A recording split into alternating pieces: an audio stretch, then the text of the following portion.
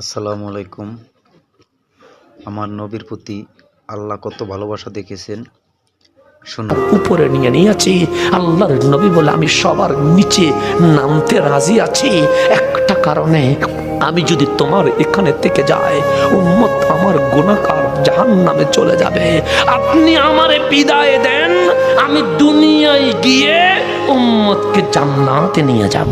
সুবহানাল্লাহ, কোথায় নিয়ে যাব? তা আল্লাহ বলে, ও নবীর উম্মত, তুই মেরাজ নিয়ে যাত্রা করছিস, আর আমার কাছে আশ্চর্য কি জানিস? ওয়ান্নাজিমি ইজা হাওয়া, মেরাজে আসা কোন আশ্চর্য নয়।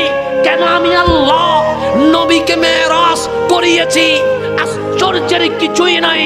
আশ্চর্য হচ্ছে এই হাবিবকে নামাজের বাহানা দিয়ে আরো 9 বার এনেছি, কিন্তু বারবার বিদায় চেয়েছে।